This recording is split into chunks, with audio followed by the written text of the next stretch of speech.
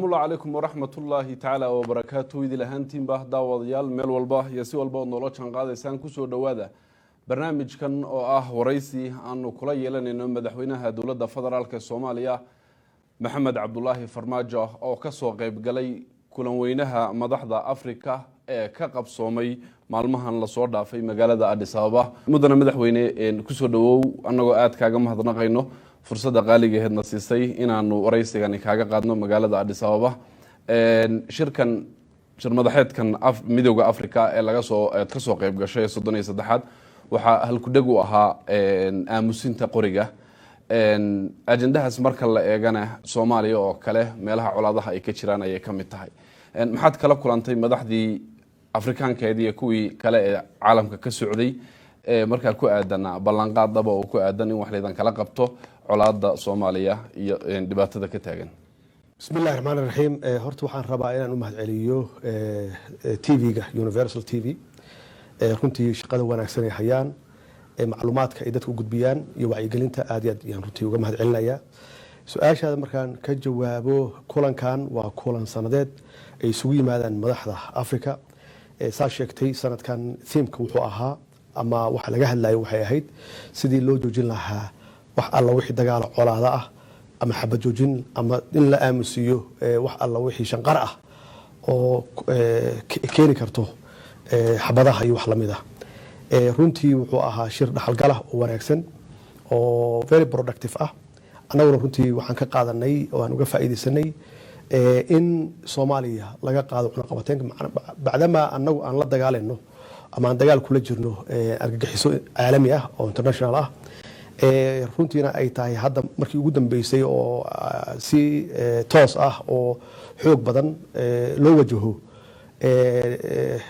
argagixisada Soomaaliya joogta maxaa yeelay waxa xaqiiqo ah hadii aanan la soo afjarin inay dhici karto in dawladaha dariska Soomaaliya ay runtii ay yimaadaan oo dhibaatooyinka abuuraan marka in nalaga qaado cunaqabateynka in haysta oo muddo dheerna haystay oo dalal Afrika qaarkood naftigoodana uu saaran yahay si aan ula dagaalano oo aan u helno qalabkan u baahanahay argagixisada Soomaaliya muddada dheer dhibka ku haysay oo burburka iyo dhimashada abuurtay ama keentay wayahay aan u soo laabano isla inta aad joogtay magaalada Addis Ababa waxay soo wala gaaray sanad guuradii saddexaad tan inta xilkan qabatay madaxweynaha dawladda federaalka ee Soomaaliya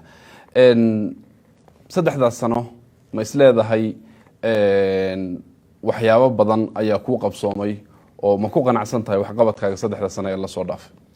runtii isbedelkan wuxuu ahaa saa sheegtay saddexdaas sano hadda laga joogo isbedel runtii cusub oo ummadda Soomaaliyeed meel kasta ay joogaan ay soo dhaweeyeen iyo waliba qaabkii electionka u dhacay oo la kala dooranayay dad khibrad leh oo dhanka dawladda khibrad ku leh lana soo tijaabiyay anigana aan noqday ninkii lagu aaminay runtii hoggaanka dalka dadkuna waxay qabeen expectation aad u sareeya oo runtii anaga naftigeena culays badan u keenay sidaan u manage garan lahayn ama aanu xakamayn lahayn maxaa yeelay Soomaaliya wuxuu ku jirtay muddo dheer dagaal sokeeye mar de dawlad la'aan lahaa 10 sano ugu horeeyay 20kii ku xigeenay dawladii qaadi weyday bacdama khilaafaad badan uu hareeyay dadku waxay filayeen marka hadii dawlad cusub ay timid oo anigana lagu doortay khibrad lagu doortay iyo 8 bilood aan joogay prime minister kaan ahaan joogay dalka waxaan soo qabtay inay dadku filayeen in aan wax ka bedeli karo wax badan ka bedeli karo xaalad dalka jirta kaliya bedeli kara ma in dibkii dhacay 30 sano dawladayda ay markiiba ay runtii gaarsiin karto dalka barwaaqo iyo horumar la taaban karo waana dib badan tahay maxaa yeelay burburka Soomaaliya soo gaaray burbur sahlan ma aha oo dib u dhac weyn ya dalka ku yimid waxay u baahan tahay sanado badan iyo dulqaad ay u baahan tahay marka doorashadaas waxay doorasho khibrad iyo dad la soo tijaabiyay doorasho loo kala dooranay ahayd sababta khibradda keentay dadku inay u arkaan muhiimna waxay tahay qofku markuu khibrad u leeyahay shaqada si adduunka oo dhanba wuxuu leeyahay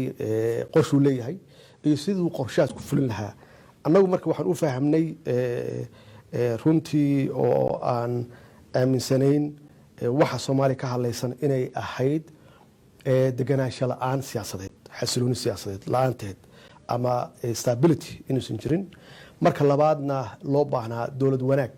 oo runtii daacad laga yahay ma aha dowlad qofku uu rabaa in dowlad wanaagsan tahay laakiin madaxdu inay daacad ka tahay oo iyagu ay noqdaan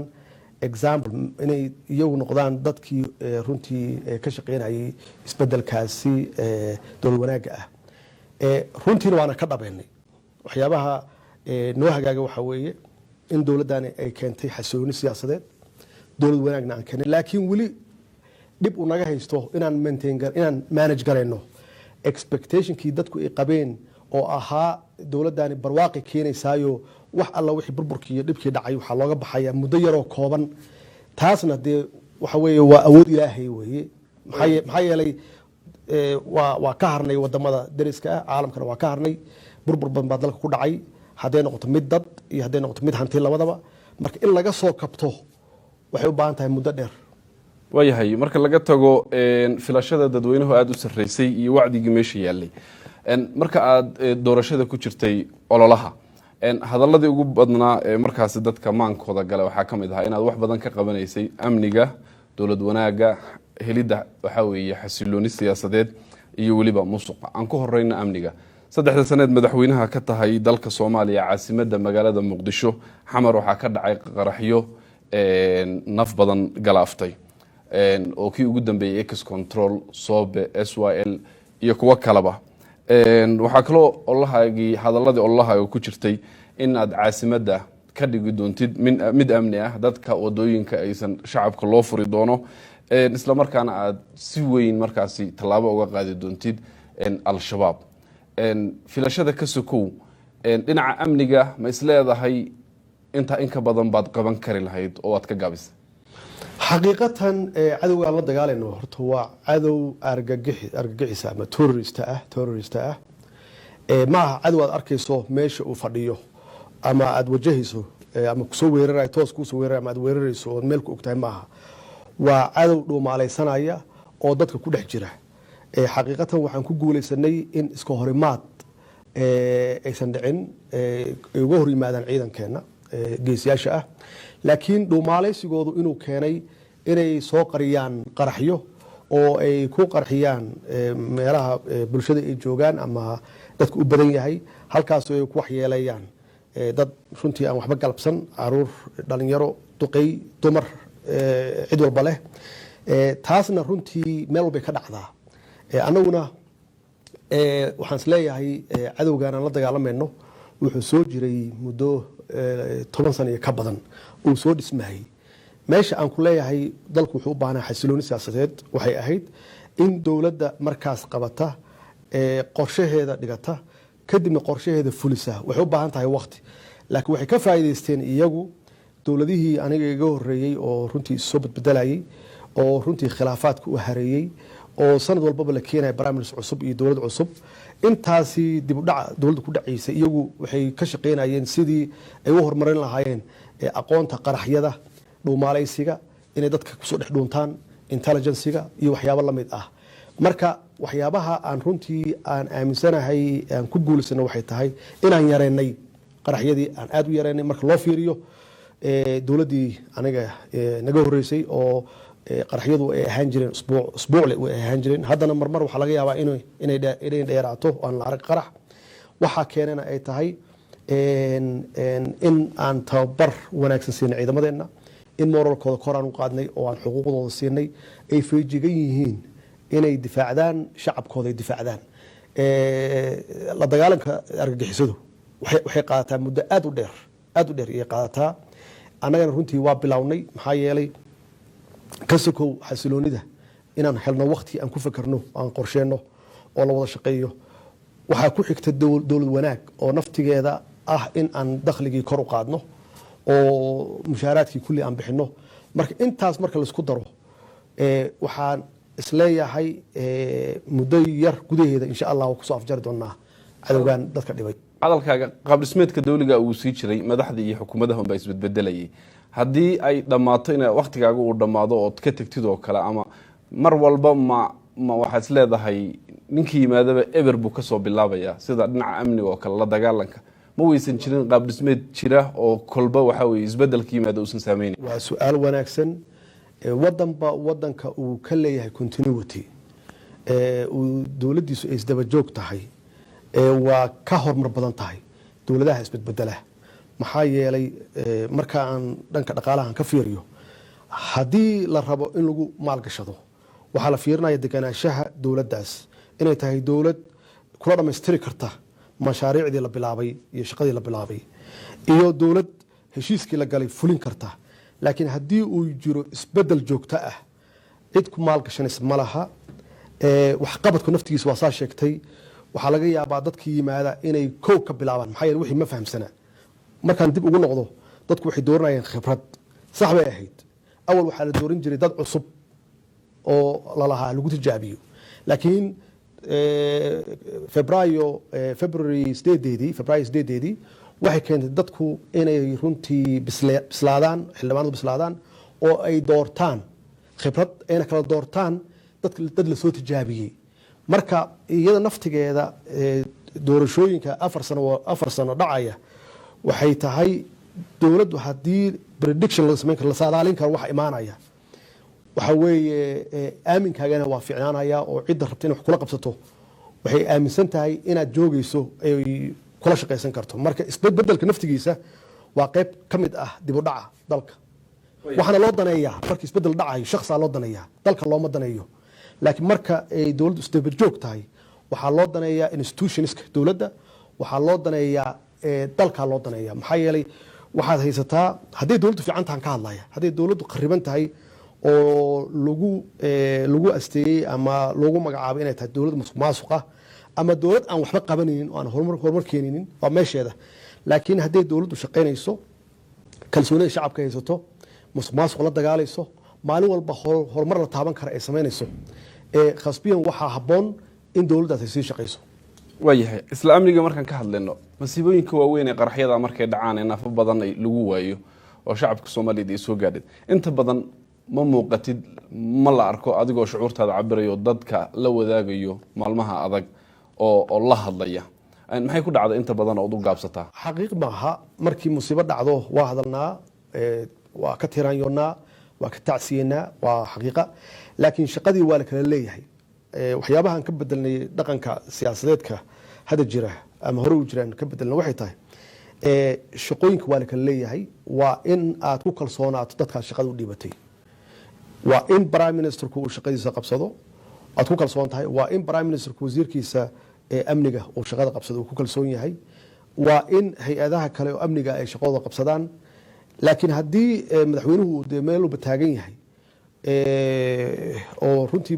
prime ministerka naftigiisu uu meel walba taagan yahay oo uusan shaqada u ogolaanaynin dadka ka hooseeya institution kuma dhismo waxaan abuurmaya runtii iska horimaad iyada naftigeeda maxaa yeelay haddii kalsooni aysan jirin wada shaqayn ma jirto marka anigu waa ku kalsoonahay xukuumadeyda prime minister waa ku kalsoonahay wasiiradiisana waa ku kalsoonahay wixii tabar ah waa meesheeda hadday tahay dhaqaale iyo hadday tahay capacity waa meesheeda laakiin waxaan aaminsanahay shaqadii loo idmaday inay sidii loogu talagalay u hayaan maamul wanaagga waxaa sal u ah sidoo xukuumadda ama dowladdaas ay uga madax bannaan tahay musuqa 3 sanaba waxaad soo bixiseen ku soo bixiseen listiga koobaad dhinaca musuqa ay hay'adda Transparency International ay soo saarto musuqana waxay ahayd ololahaagii waxyaabaha wax badan ka qaban doontid maxay ku dhacday ilaa hadda inaad liiska kow kaga jirtaan sideed sadreentaa madaxda Afrikaanka oo kale ama madaxda caalamka oo kale markaad dhex socotid adigoo wadankaaga number 1 uu ka yahay dhinaca musuq oo kale runtii waa arrin aad u foolxun oo aad u xun weeye haddii mar walba lagu sheegayo inaadan aamin ahayn oo lagu sheegayo in dowladdaada iyo dadkaagu ay yihiin dad tuuga ah wax aad u xun weeye waana perception dhismay oo jira keligeedna ma aha waxaa qayb ka ah oo nala mid ah dowladaha runtii burburka iyo colaadaha iyo dagaalada sokeeye soo maray ama ku dhex jira yaa nala mid ah maxaa yeelay systemkii yaa burburay oo wax lagu ilaalinayo lagu korjoogteynayo yaa lumay markuu systemka lumana waxaa soo haraya qofka dabeecadiisa iyo shakhsiyadiisa soo haraysa hadduu yahay qofku qof wanaagsan oo ama ilaahay ka baqaya ama runtii ceebsanaya waxaan waa iska ilaalin laakiin system celinaya ma jiro maxaa yeele systemkii baa weak ah ama aad u jilicsan marka anaguna runtii waa sidaa sheegtay waxay u baahan tahay waqti dheer saan kuu sheegay waa xasilooni in la helo oo lagu ogaado qofka xun iyo qofka fiican ma ogaan kartid haddii mar walba isbedel uu imaanayo maxaa yeele mar walba qof cusub baa la tijaabinaya haddaad xasiloonihaysanna dowlad wanaag kama shaqayn kartid marka runtii waa arin aad fool xun oo magaceena runtii wax badan u dhimay nalagu sheegay anagoo islaana anagoo dhaqan fiican oo Soomaali ah leh in nalagu sheego dad aad xun inaan nahay aad ayay u xun tahay laakiin runtii wax badan ayaan ka bedelnay muddo qaadanaysa dulqaadna waa loo baahan yahay inaan ka bedelno perceptionkaas jireen wax badan ka bedelno waxaan sameynay hadda inaan dakhligii aan kordhinay miisaaniyadeennii hadda saan markaan nimid aan laba jibaarnay waxay ahayd 200 milyan wax ka yar ayay ahayd haddana 400 iyo wax dheeraada ayaan hadda gaarsiinay labo waxaan xakameynay kharashaadka si loo bixin lahaa iyo qaabka lagu bixin lahaa inay tahay qaab budgetka ama miisaaniyada ku jirta aysan ahayn qofka wuxuu ku riyoonayo ku soo kaco subaxdii wuxuu rabo ka sameynayo taasna runtii waxa ay noo suurto gashay in aan hay'adaha dawladda aan reform ku sameyno marka la fiiriyo dhanka amniga marka la fiiriyo oo aan xaqiijinay askariga ama sarkaalka inuu yahay sarkaal dhab ah ama askari dhab ah oo howlgallada diyaar u ah inuu galo uusan ahayn ghost soldier ama waxaan jirin oo number leh oo dad ay been ku qaataan waxaan keenay biometric oo la sameyn waayey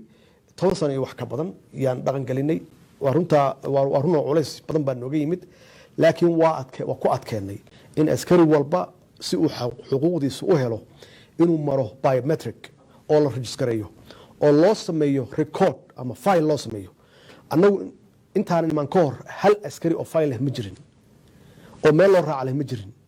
ilaa failku waxa ku jira qofka informationkiisa ku jira masuulkiisa ku jira meesha uu ka yimid baa ku jirta waxa ku jira shahaadooyinkiisa ku jira dalacayntiisa ku jirta disciplinekiisa ku jira hadee dowladan oo askartooda janan laga bilaabo ilaa askari ugu hooseeya aan lahayn gal file yaan ugu nimid annaga haddana runtii waa dhamaystirnay inaan gal file u sameeyno oo askari walba uu xuquuqdiisa helo waxay keentay marka taasi in askartii iyo ciidamadii guud ahaan moralkooda kor u qaadno ay awood u yeeshaan inay wajahaan ama la dagaalamaan cadowga Soomaaliya muddada dheer soo dhibayay ama dhibaatada ku hayay haddana waxa muuqata runtii guulo iyo saarsaan fiican oo aan rajeynayno in dalka uga sifeeno shabaab insha Allah intaas waxa dheer mushaaraadka aan bixinay oo ku guulaysan 3 sano la soo dhaafay iyada naftigeeda waa qayb kamid ah la dagaalanka musuqmaasuqa iyo dawlad wanaag waana hor u dhicin 3 sano oo consecutive ah oo joogto ah horay uma dhicin oo la siiyo mushaaraadkooda ciidamada iyo shaqaalaha rayidka ah taasna waxa noo qiray iyada naftigeeda waxa noo qiray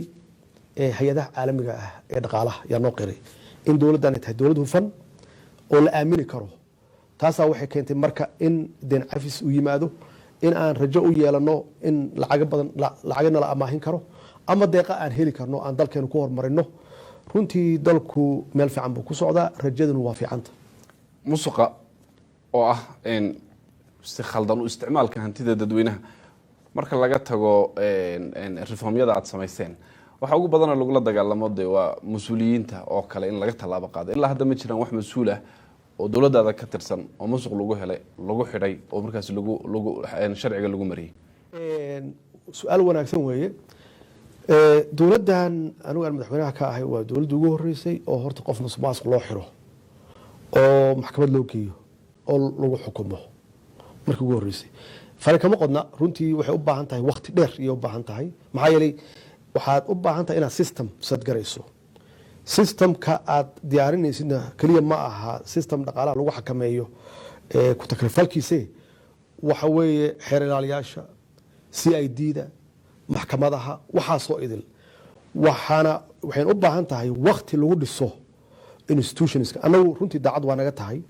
in dalka musuqmaasuqa aan ka tirtirno oo aan la dagaalano daacad waa naga tahay laakiin meesha waxaa taala tabar yaa jirta dadkii waxa la rabaa in capacity-goodii iyo aqoontoodii la kobciyo waxaa loo baahan yahay wacyigoodii kor in loo qaado oo la tuso haddaadan ilaahay ka baqin waxaad aadaysaa xabsi. musuqmaasuq waa wax xun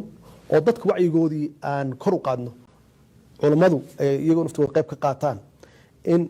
hantida dadka ka dhexaysa isticmaalka shakhsi u isticmaalayo si aan wanaagsanayn oo ku takrifala inay tahay dembiyada ilaahay uusan cafin oo qofku uu cadaab ku galo. maxaa yeelay qof markii aad shakhsi wax ka qaadato waa oran kartaa cafi, laakiin ummad aan dhalan, ummad indhala, ummad dhagala, ummad curyaamiina, nooc walba leh aad ka qaadatay oo milyanis ah yaad weydiistaa cafis. marka runtii waxaasoo dhan waxay u baahan tahay wacyigelin dhan walbaba ah, dhankeenna iyo dhanka culummada